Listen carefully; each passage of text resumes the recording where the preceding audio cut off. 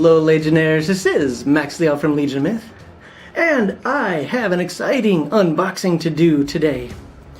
Before me you see Astonishing Swordsmen and Sorcerers of Hyperborea. If you liked old school revival games, you like 1st and 2nd edition AD&D, with a more modern twist to it, combat phases and whatnot, simplified but still, I won't say the same, similar enough to feel the same. You still got your same thief rules. You still have the same basic concepts. You still have THAC0, although they do it differently and actually make it easier for you.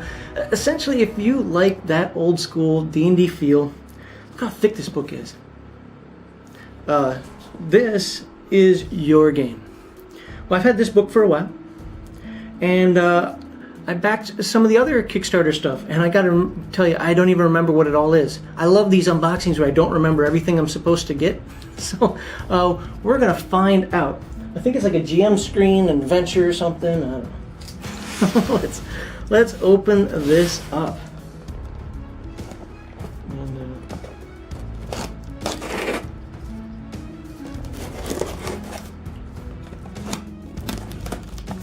Okie dokie. There. And here we go.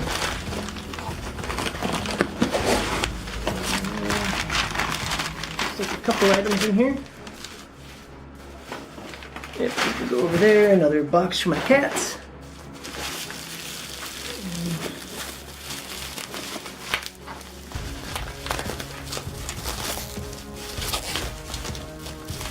Remember, always open something like it's a Christmas gift. Don't try to save it. Open it up, show some passion, some excitement. I'm doing neither. I'm like in between. Alright, let's take a look. Nice, bright, contrasty colors. You know, I'm noticing in more books, and I did an unboxing for Bigfoot Bill. It's in there. Like, I'm starting to notice more contrasty, the colors are more brilliant, and I like that. Not washed out. Okay, so what do we have here? Astonishing Swordsmen Sorcerers of Hyperborea, the Player's Manual. Now, my understanding is this Player's Manual is just the player portion of it's the same thing that the big book that I showed you is, but it's the player portion of it. So it kind of narrows it down to only what, 300 pages? You know, versus the however many I had in there. So while I would, you know, hold on to the big book, I'd give my players this one. Yeah, it looks to be the same. Oh, so there's the Player's Manual. Let's take let's page this. Got the cover on it. So this cover. Okay, so it's a fold-out cover. Should we read that? Should we read that? Astonishing Swordsmen Sorcerer of Hyperborea is a role-playing game of swords. Okay, that's just the thing. The Player's Manual contains all the information that you need to play, including character creation spells. Yeah. So there you go. Names off all the player classes. So I like the art. I like the theme of it. Ooh, what is this? Oh, got a nice little bookmark on there. It matches the right about there of the cover. Now, I know the book's upside down to you, but I don't think you can really see all that in here. It's got a nice feel of the original game. I mean, if you look at the spell names are very similar. I mean, it's Dungeons and Dragons. It's Dungeons. This is what 3rd edition of Dungeons and Dragons should have been. But this right here, if this was Dungeons and Dragons 3rd edition, I would have stayed with Dungeons and Dragons. But instead, they went a different direction, and even with 5th edition, I don't like it. I don't like Pathfinder. I don't like Dungeons and Dragons anymore after 2nd edition. I have better games to play. And this could be one of them. So this looks like it's probably the Rats in the Walls and Other Perils. I thought this was going to be the GM screen, but no. How do I open this without ruining the book? Maybe not with the knife. Nice. Score it a little bit there to get it open.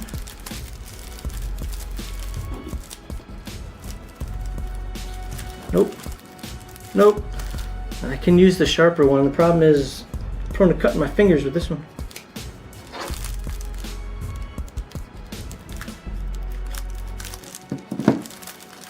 And that's the truth. I don't use that sharply because it is so sharp. Like almost every time I use it, I cut through walls and fingers. And Put that down there. All right, so what do we have here? Yeah, there we go, center that. I'm never gonna get that right. Rats in the Walls and Other Perils. Astonishing Swordsmen Sorcerers of Hyperborea. 3 adventures in Hyperborea, designed for 4 to 6 characters at 1st to 2nd level. Now that's one change that they've made from kind of old school D&D, where they used to say from 5 to 9 adventures and so forth. So it does take kind of a modern take, yet still using the OSR rules. I'm one of those people, I'll tell you right now, I want my games to be 8 hours long, and they have to be every week, otherwise it's not worth playing for me. I know modern gamers that, I would never do that. Well, I'm sorry you got ADD, but we have lives too. Look, I have a full-time job, I have a wife, that's how you play. Alright. He's got the old school style art in there. Oh, look at this. Another one. Nice big rat. Okay. Now, reference screen. So this looks like the GM screen. Please do not cut the GM screen up. If I go here, how about if I don't do it upside down and cut my finger off? This is why you don't give kids knives.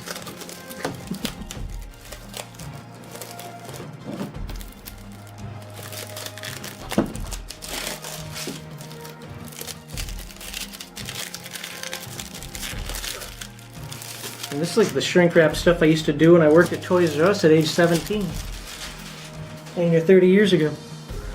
Okay, so reference screen.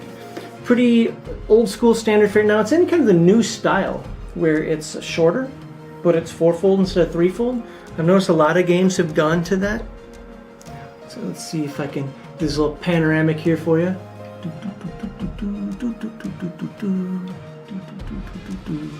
Nice art on there. And we'll flop it over. Let you see it this way.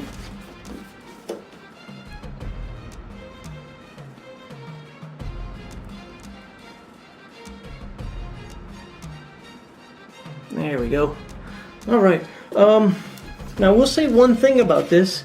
This is not a complaint. I'm just noticing things because I've been opening a lot of the Mutant Year Zero and Forbidden Lands, the Free League publishing games and so forth, using the Year Zero engine.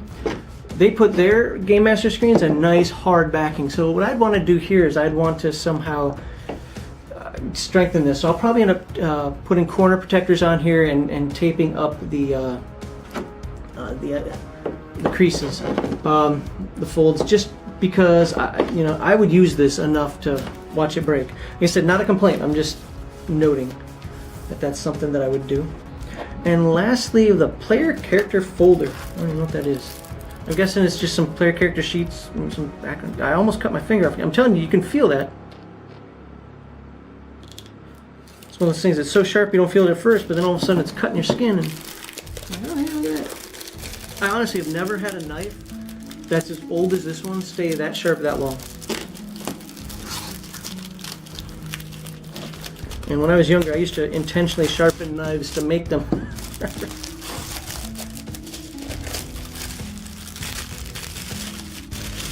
Let's get that back on there. And the character folder. Well, look at that. It is a folder, and it has character sheets in it. Go figure. What does it say on the bottom here? So fighter, class, subclasses. Are these broken by classes, or nope? These are just blank. Good. Oh, good. Actually, look at that. Okay, so let's show that. Yeah, here we go. On the inside.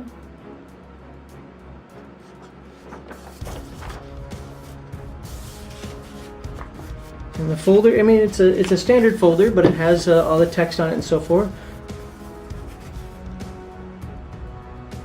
Yep. All right, so there we go. Astonishing Swordsmen and Sorcerers of Hyperborea. I'm happy with this. I can tell you that. I will put it up there with my collection, with my hardcover. I will do that a little later because I actually want to page through it. Just because that's how I am. And there we go. Little comic in there. All right. Well, I would tell you this.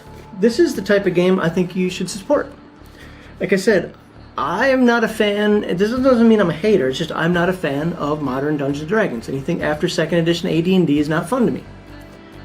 I have long since tried to find games to fill the void. The game that I had for the longest time was Earth Dawn. And only recently have I come to kind of fall out of favor personally with Earth Dawn. And I've been looking for some other games, and notably, the free, I keep wanting to say the Swedish version, the Free League Publishing games, Free League Press Publishing. But another one, and I would love to run this. Next time I tell somebody I want to run a D&D game, I'm going to run this. Anybody who knows D&D will look at me and be like, oh, okay, so there's not multi-classing. There's not, I mean, in this game they're only humans, but if you know 1st and 2nd edition AD&D, you could put an elf in this game. You could do it. You could sandbox it, make it your own. Just, what's the bonus for an elf? Plus one to Dex or Int or whatever the hell they get. There you go. So, okay, let me leave it at that. I want to thank, what's this guy's name? Terrence? Oh, geez. Hyperborea.tv. In dedication of fond memory of E. Gary Gygax. Oh, that's nice. Jeffrey, I don't want to say Terrence. Jeffrey Talanian. That's the guy who does this. And it was at Northwind Publishing, Northwind Adventures. Check them out. Give him a thanks. Buy his stuff. Buy this game at least. And I hope to see you next time, and you all have a great day.